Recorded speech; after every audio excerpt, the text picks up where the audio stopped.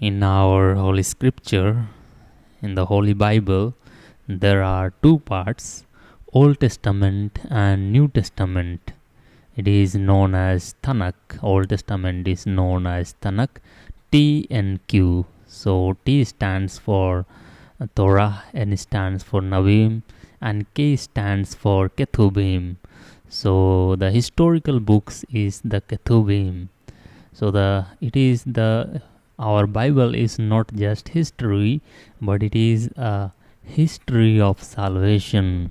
It is not just ordinary history, but a history with a purpose of salvation. So the history contains events, people, and place. More or less, there is a chronological order. So the reverence for which is recorded, like the definite opinion about the religion's reality.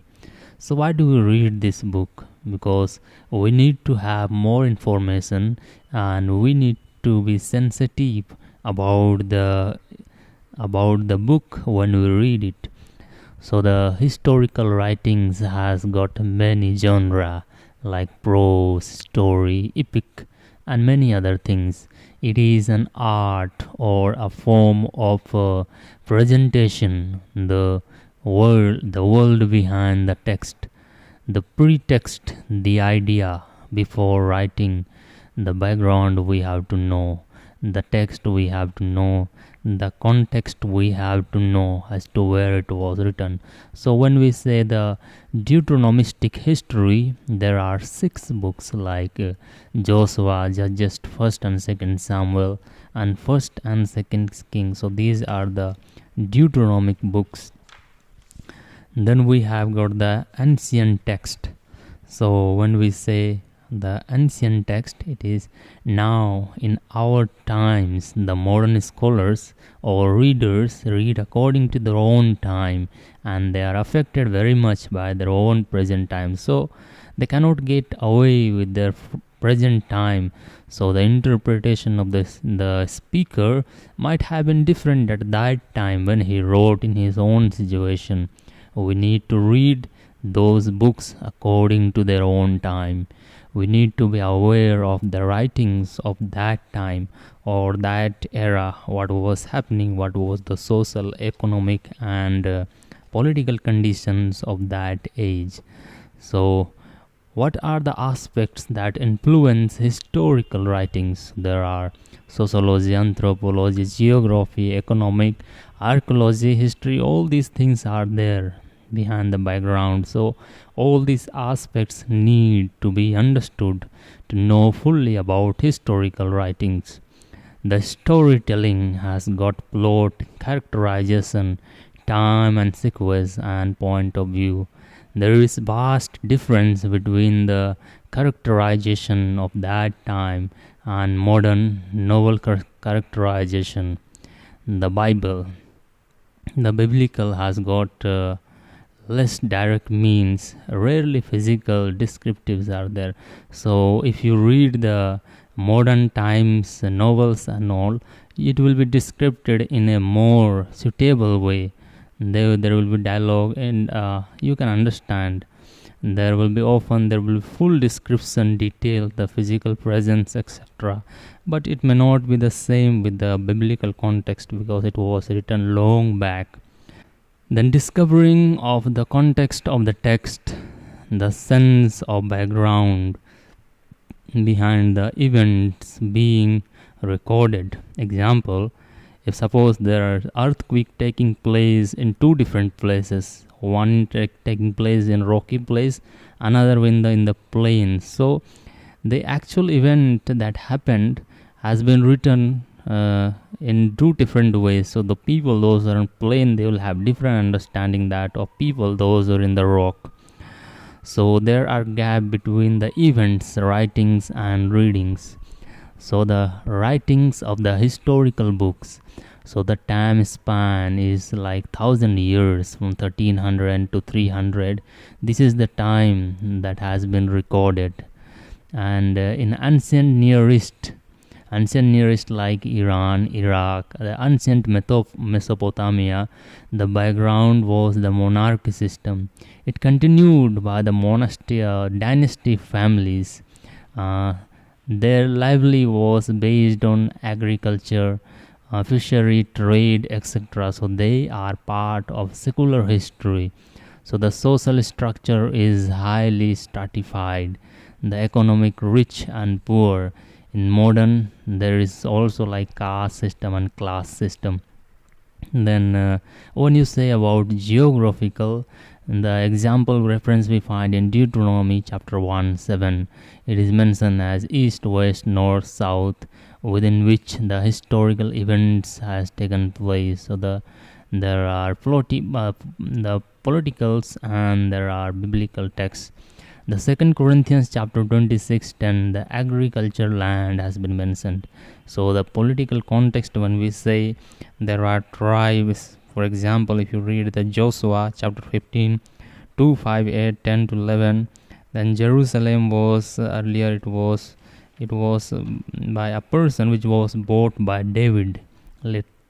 So there were clans, there were tribes, and Israel there was, and Judah there was. So they were continuously holding on to their clans and tribes because they did not want to lose the land, the share that they're supposed to get. Like a foundation story, like Abraham, Sarah, Isaac, and Rebecca, Jacob, and Rachel. So all these things are the tradition with which they hold on. Joshua chapter 24 2 to 7, we have got the political context. 2 King chapter 17 35 to 37, and 1st and 2nd Samuel, the monarchy system we find there. So Saul is made king in Gilgal. 1st Samuel chapter 11:15 we find. Then 2nd Samuel chapter 2:24 and chapter 3:5 we have got the David is made king. So David's rule began with a conflict. So 1st King chapter 12:1 we find the Rehoboam was made king, and after there is a division of the kingdom, Israel and Judah. So the chapter 1st King chapter 12 it gives the description. Then we have got the neighbors of Philistines. They were surrounded by the Ammon, Moab, Edom, all these people. So Israelites interacted more with the other states rather than Judah. So these 5 states interacted trades among them, and they also fought, and there was also intermarriage between them. So 1st Samuel chapter 22 3 to 4, we have got Moab as an enemy and a place of refuge for the David and Samuel. So when David was chased by Saul, he took refuge in the Moab. So the context of Solomon marriage with the queen of Ammon, we have got the context in the 1st King. Then we have got the Tyre and Sidon was a city state. Then we have got Phoenicia, which was city, the northern coasts of the Israel, from where they got the cedar wood for building the temple. The Jerusalem was built with that wood. So 1st King chapter 5 10 to 12 we have got the description of this one. Then we have got Ezra chapter 3 7. There were kingdoms that emerged which continued one after the other. For example, first we had got the Assyrian power, then followed by Babylonians, then Persians, then Greeks, then Romans. So 2nd King chapter 15 19 to 20 we have got the episode of all these kingdoms. Then the vassal relationship between the two kingdoms, one was submitting to the other king that was stronger, so there was treaties was made. For example, 722 the Assyrians conquered northern kingdom Israel, so the Judah was captured. That we find reference in 2nd King chapter 18 13. And when Israelites were captured, some of them were taken to Assyria, some were taken to Egypt, so they were taken to different places.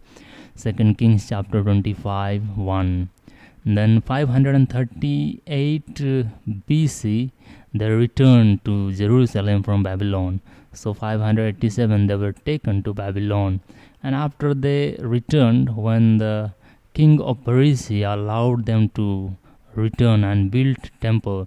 So the episode we find in Ezra chapter 1 to 3. The king Cyrus of Persia allowed them to return and rebuild their temple. So Ezra, Nehemiah, Zerubbabel, they started building the temple. So Ezra chapter 6, 7 to 8, we have got the episode where they were supported by the king of Persia.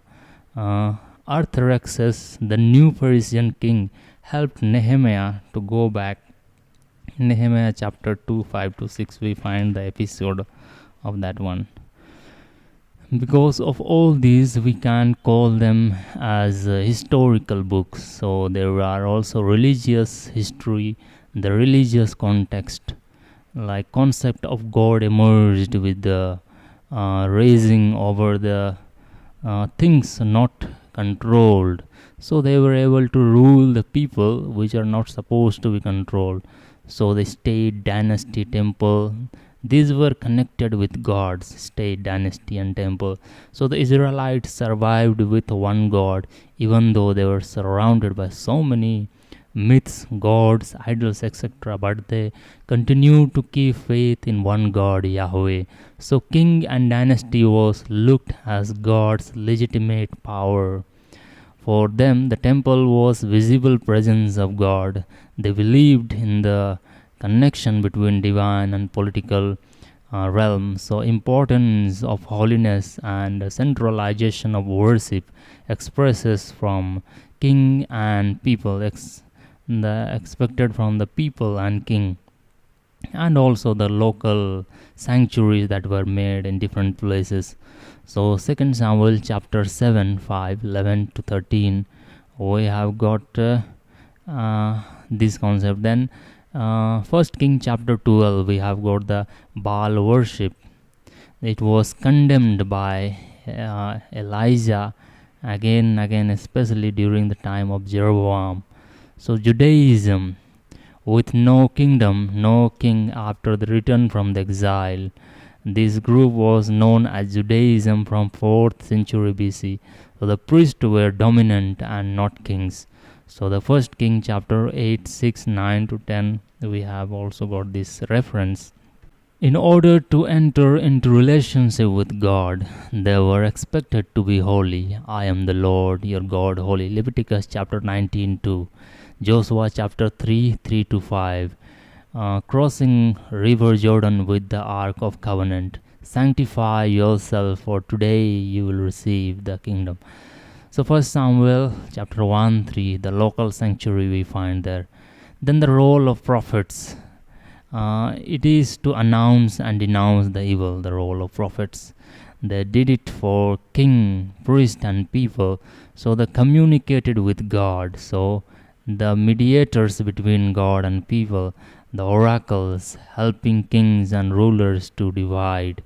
In Israel's prophets challenged kings, not pleasing. They were not pleasing kings, but they challenged kings. The other ancient kingdoms also had seers, oracles, and prophets, but they were not condemning the monarchy. 1 King chapter 1, 17 to 18, Ezra chapter 5, 11 to 12. Then invisible background, 1 Samuel chapter 1, 1, Joshua 7, 14, 1 Samuel 1, 26, then Joshua 19, 23. There were also society context. So when we say the society context, we have got the people, rich people who were only 5%, who control the whole other people because they taxed on them. The heavy taxes were imposed on them, and there was a lot of imposition, the duties, trade. So 2 King chapter 24, 14 to 15, we find this. Then we have got the Deuteronomy chapter 5, 1. Hear, O Israel, the Lord your God is one. So Shema Israel is one of the important references from the book of Deuteronomy chapter 5, 1. The stories are found in the historical books. Like, for example, God and humans have a covenantal relationship. Humans fail to keep up, so God is always faithful. Later on, these things are reflected back and written in a story form where there are plot development. So the plot development first. The biblical narrative tend to be spare exactly what is needed, not more and not less than that. So in the text message from Judges chapter 4, 1 to 3, 23, 24, at that time, at these things now, when the king heard. So all these statements are given. Then we have got the scenic structure. For example, time changes occurs. The different tracing of time started.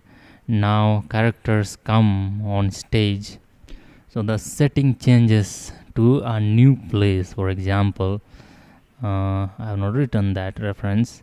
Then there are historic arc like 2 King chapter 5 and the Elisha and king and peasant, where and how the Naaman will be cured. So when we read this story of Elisha and the king of Naaman comes, so they will be explaining each details where and how he will be healed.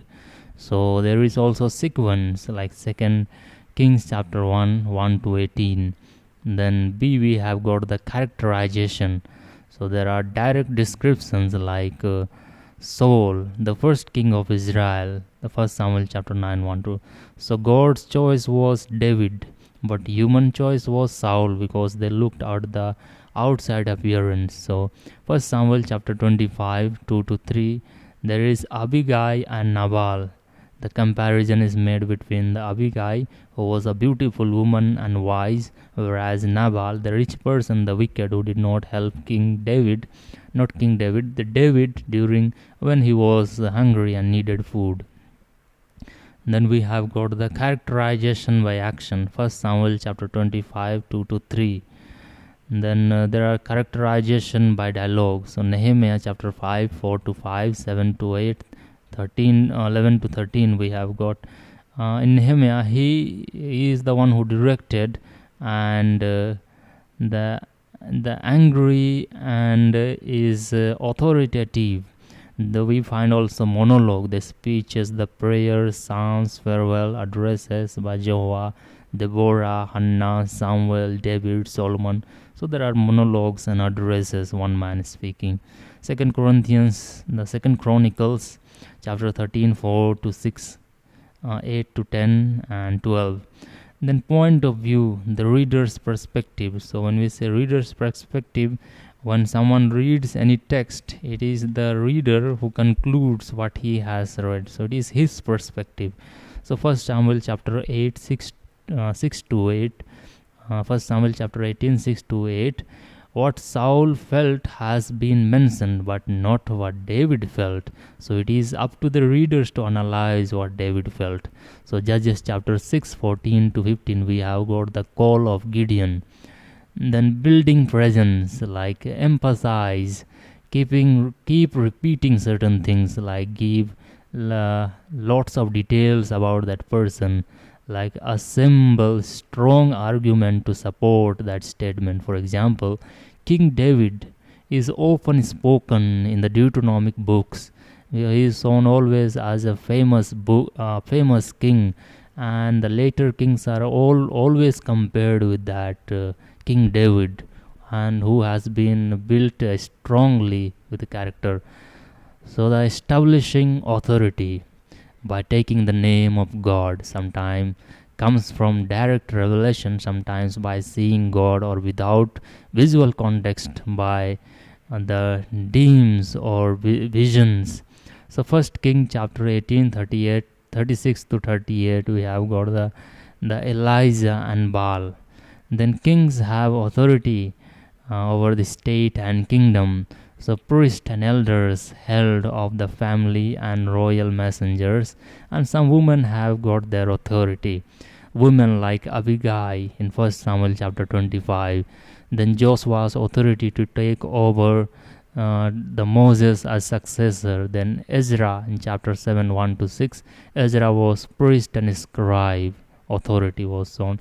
Then 1 Samuel chapter 8 11 to 18. And Joshua 1 1 to 2 and 6 to 9. Be strong. The statement that is made there. Then using direct evaluation. Judges chapter 21 11 to 13. The Israelite did what was wrong in the sight of God. This has been very often used, so this is be called as evaluation. Such evaluation has been used 67 times. Example, 2 Kings chapter 17 6 to 7. The kings of northern kingdom were blamed for worshipping Baal gods, and they used the direct evaluation, like they did what was wrong in the sight of God. 1 Chronicles chapter 10 13 to 14. The authors, the directly evaluation. The operating patterns. 1 King chapter 14 we have got Rehoboam, and chapter 15 25 26 we have got Nadab, and 16 26. Okay, so all these are the references. Then setting up models. 1 King like 11 we have got the Solomon, and chapter 14 we have got the Rehoboam, who these kings are always compared with that of David, and they always make a comparison with them. So being faithful to the Lord, doing what was right in the sight of God, keeping the commandments of the Lord. The 2 Chronicles chapter 6 16 28 1 to 2. Then Ezra chapter 3 10. Nehemiah chapter 12 35 and following. David is considered as the founder of the temple. The religious tradition, religious ceremonies, official and musical offering. So creating a dramatic impact. For example, 2 Kings chapter 11 1 to 2, and chapter 8 18 11 13 to 16. Then Ezra chapter 9 3 to 6 and 10 1. We have got the dramatic impact. Then 1 King chapter 17 1 to 16. Elijah and widow. The details are mentioned in very detailed way. So the dramatic is. Then we have got the historical books. There are 16 historical books which have been distributed in 4 parts. We have got Deuteronomistic history, that is 6 of them. Then we have got chronicle history, that we have got 4 of them. Inspirational history, 4 of them. Then Maccabean history, 2 of them. So when we see Deuteronomistic history, Joshua, Judges, 1st and 2nd Samuel, 1st and 2nd Kings. Then Chronicles are 1st and 2nd Chronicles, Ezra and Nehemiah. Then inspirational history is Ruth, Tobit, Judith and Esther. Then we have got 2 Maccabeans. From the death of Moses to the reconstruction of the temple under Nehemiah. So this small nation preserved its history in those days. So preserved the genealogies tracing back to Abraham. Priestly descent needed. So the land divided in Canaan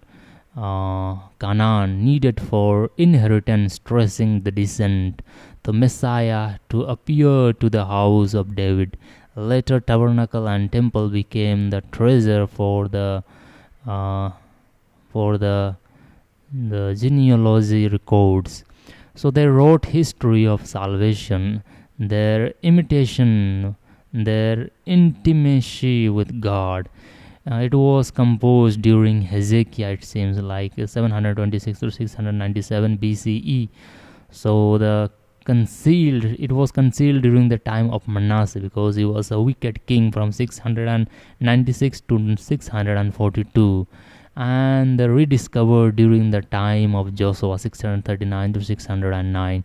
So the Deuteronomic books belong to the the Pentateuch and conclusion and introduction to the Deuteronomic history.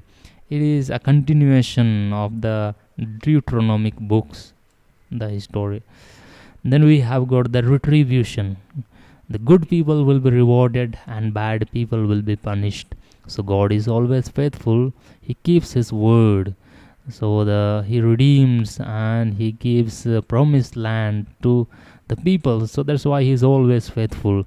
The theme of land, the fertile land, is a blessing and prosperity.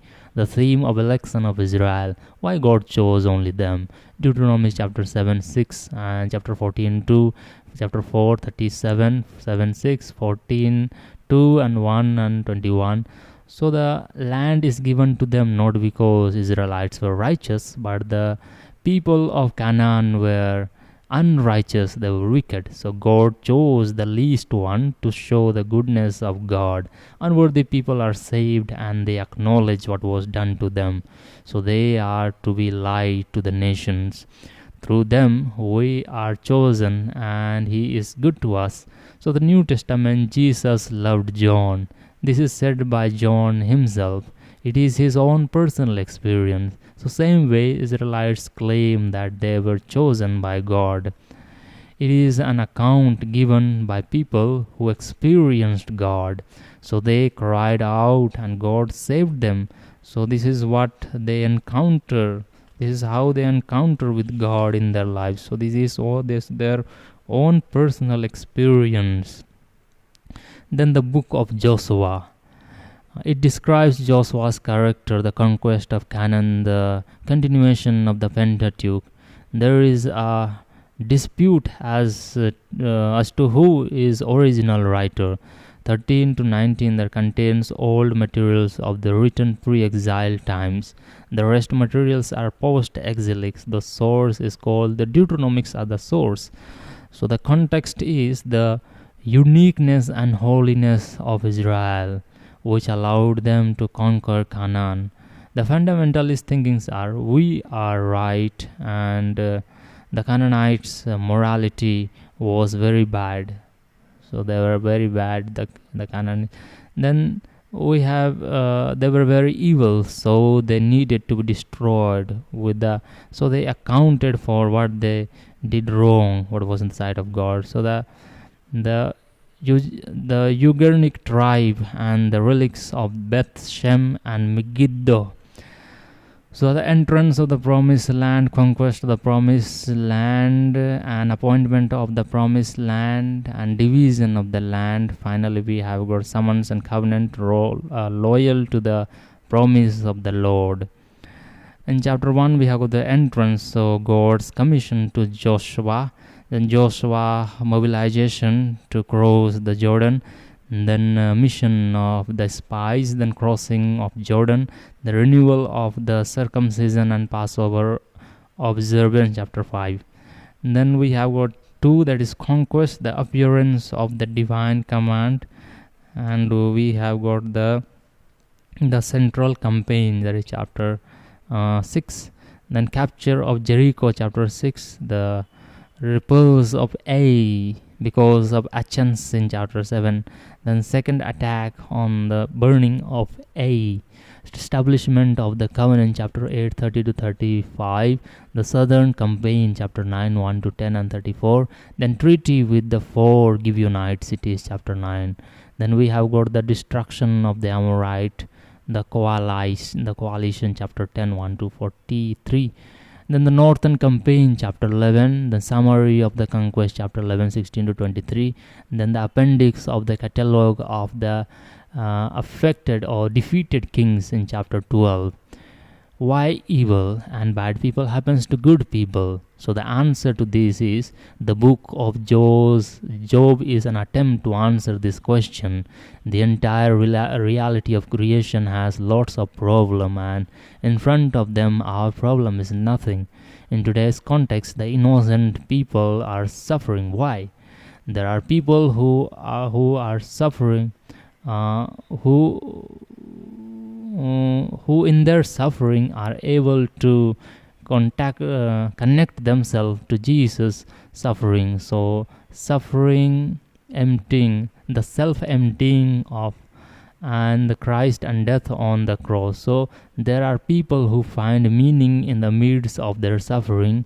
That suffering becomes productive suffering for them when they find meaning in it. So when we suffer willingly for someone, it becomes meaningful suffering. We look it gain something, we lose to gain something. We make a conscious choice to suffer for the sake of others. So in Christianity, there is vicarious suffering for the other, for the good cause of someone. So in that way, the suffering becomes meaningful for us. Then we have got the appointment of the promised land, the city of refuge we find in chapter 20. If someone kills someone and then he had to look for a place, so they had to escape to a place. So the cities of refuges was built there in chapter 20. Then the final summons and covenant, the loyalty and the promised land, chapter 22 1 to 24. Then we have got the Jacob and Leah, 6 tribes, the Reuben, Simon, Levi, Judah, Issachar, Zebulun. So these were from Jacob and Leah. Jacob and Zilpah had 2 tribes, Gad and one more. Then Jacob and Rachel had 2 tribes, Benjamin and one more. Then Jacob and Bilhah had 2 tribes. So all this contains the 12 tribes of Jacob, the Israel. Then God kills people. So how can God kill his own children? So the Canaanites were polytheists, the Baal worshippers, the Ashers. The fertility cult was practices, and there was prostitution and sacrilege. Was Baal wife, and there was also human sacrifice. So all these things were very bad in the sight of God. So even Genesis chapter 6 to 10, we have episode of Noah when there was sinful world, so God destroyed the world. In the same way, God, when he sees that there is so much of corruption, he destroys. Then we have got the book of Judges. So there is authorship. About the authorship, the materials were found from public records. The authorship is attributed to Phinehas, Hezekiah, or Jeremiah, Ezekiel, Ezra. All these people are attributed to the authorship. So according to Jews, it was written by Samuel, but there are no proofs. In early stage, it was Jehu, maybe written early David's reign time. So there were 12 tribes that became one nation at Mount Sinai. And then any charismatic leader would arise from the victimized party would be called judges, not to judge or present or persecute Christians. The source are gathered from the experience of deliverance. So outline of Judges. Introduction, we have got chapter 1 to chapter 2. Then there are political backgrounds or religious background in chapter 1 and 2. Then the people like Deborah and Barak, Gibeon, or uses verse of Abimelech, he kills so many people. Then Abdon, then we have got Samson, and we have got Micah, and also these following. So the lawless condition during period of Judges. So the idolatry of Micah and Danite, the migration that we find in chapter 17, 1 to 18 and 31. Then we have the crime at the Gibeah and war against the Benjamin, that is chapter 19. So the Judges has got 21 chapters and 618 verses. So the first book of Samuel, around 1488, first and second Samuel was divided. 1488, the first and second Samuel was divided. Earlier it was one book. And some people say that the Baithare and first Samuel. Others say that one of the Samuel student might have written this book. Be the context, the Samuel to Saul and to David, the 3 personalities are mentioned in the book of 2 Samuels. So chapter 1 to 7 we have got Samuel, chapter 8 to 14 we have got Saul, and chapter 15 to 31 we have David. So the chapter 1 to 7 we have got birth of Samuel, the capture of ark, and victory of Philistines. Then chapter 8 to 14 we have Israelites' request for a king, political life of Saul, war against the Philistines. Chapter 15 to 31 we have got Saul rejected by Samuel. David is anointed. David in the court of Saul. David in exile. Then Saul's death. It has got 31 chapters, 810 verses. Then Judea, from David to Bathsheba, and the India. That is the geographical context, from Dan to Beersheba, and also in India context we say from Jammu to Kanyakumari, like that only, Dan to Beersheba. So there were chosen people. They were not like other people, but they asked king like other nations. So God was disappointed by this. The earthly king does not last, but God's kingdom is forever. So what God had told people happened during Solomon. God speaks to them that your own sons and daughters will be put into slavery. So when there was construction of the temple in 1 King chapter 5 and following, the people were put into work, and their daughters and sons were taken. The boys were taken for soldiers, and others were taken for work. So their own people were made to work during the construction of the temple. So the second Samuel we have got the early English biblical Bible called 1, 2, 3 and 4 Kings. And then first we have got authorship. So Samuel might have written in the history. Then context is how David's family cleansed Saul's family. We see that as soon as David became king, by that time Saul's family was already eradicated. So the first one, David the king. David becomes king. Then we have got David, he is at Hebron, he becomes king. The David king at Jerusalem, the court life of David, then the last days of David. And then we have famine episode, the heroic exploits of his soldiers. Then David's Psalms, David's Testament, the heroic exploits. Then at the end we have got census and plagues, the chapter 24. There are 24 chapters. So first Samuel, the king of Hannah, we have got the song of David at the end. The second Samuel also we find. So Deuteronomy chapter 30, I am placing before you life and death. So it has got 24 chapters, 695 verses, and 20,612 words. The first book of Kings. Earlier there were only one king. Talmud claims that Jeremiah wrote this book of the Kings, first king, because Jeremiah 52 is parallel to the second king, chapter 24 to 25. It does not give all the details of all the kings, but only few are elaborated. The emphasis on the prophets, the Elijah, Elisha, were criticized. Kings of northern kingdom were given less importance by the writer. The wisdom and wealth of Solomon, chapter 3, 1 King chapter 3, 1 to 4 and 34 we find that. So the Solomon took Pharaoh's daughter and married. So wisdom is given to Solomon. Wisdom was given to Solomon to make use, to govern the people and make good use of it. But then later on he uses this wisdom for his selfishness, and that becomes the downfall of his life. So God gives him condition to have long life only if he walks on the way of God. So Solomon's building we see in chapter 5 and following. Then there is a golden age of Solomon highlighted in chapter 10. The queen of Sheba comes and her riches is seen.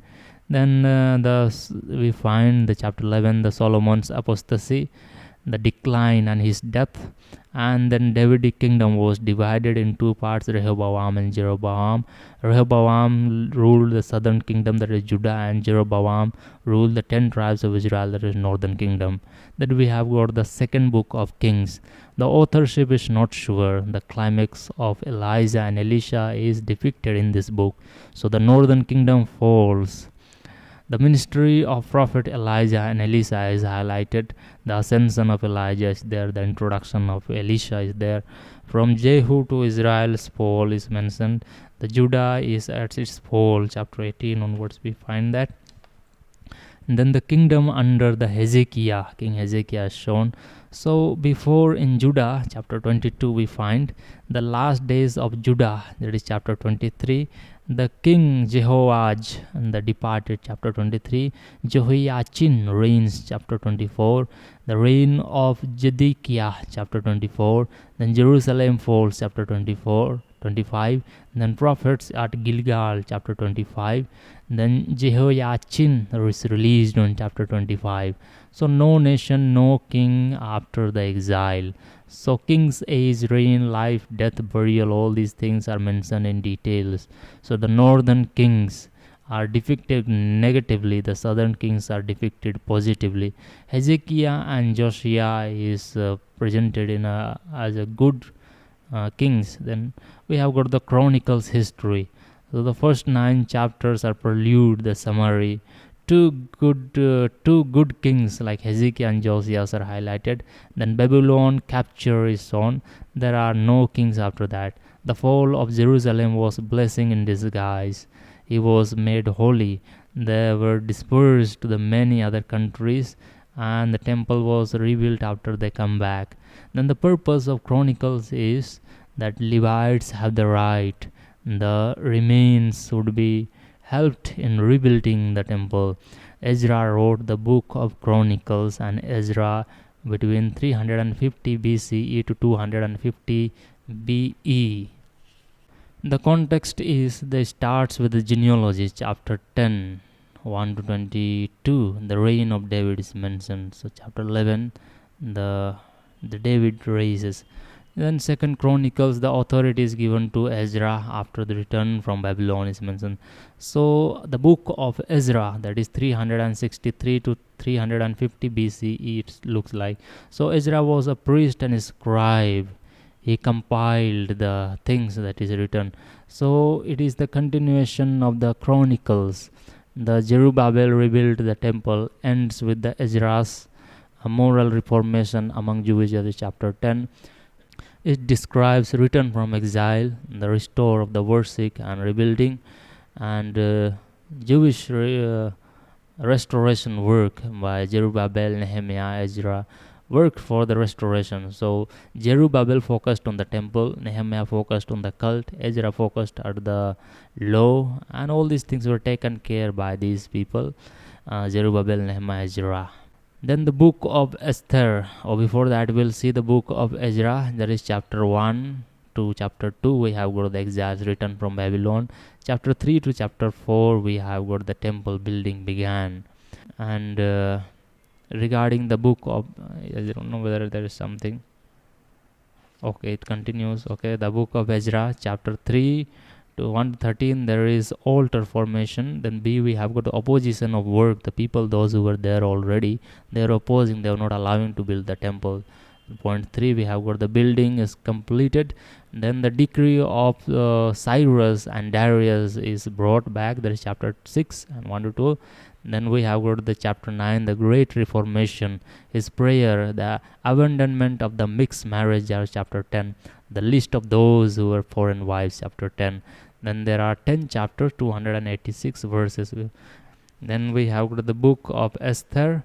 We have got the character like Hadassah. It was the name of Esther before she became queen, Hadassah, which means the star in the Persia. Josephus says that there was the Madukai wrote this book. And the content is that there is Haman, the wicked person who was the villain, who tried to finish Jewish people, and Mardukai, the enemy of Haman, an exiled Judean.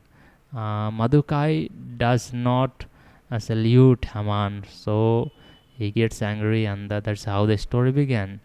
And there was persecution, and finally the Hamans were killed. Then we have got the book of Nehemiah. He struggled to rebuild his people after exile. The Nehemiah precedes Ezra. Precedes Ezra. Precede means before Nehemiah, not before Ezra. It was second Ezra in Septuagint. So the book of Nehemiah was considered as second Ezra because it precedes Ezra. Then the Septuagint was considered as second Ezra. So in chapter 1 to chapter 2 we have got the Nehemiah journey to Jerusalem. Chapter 2 to 12 we have got 12 to 7. And then chapter 7 2 to 7 we have got Nehemiah building the city wall, Nehemiah's encounter with his people, the list of workers, the local residents oppose the project, he helps them. And chapter 7 we have got Nehemiah's first reform. Then in the chapter 9 we have got the second reform.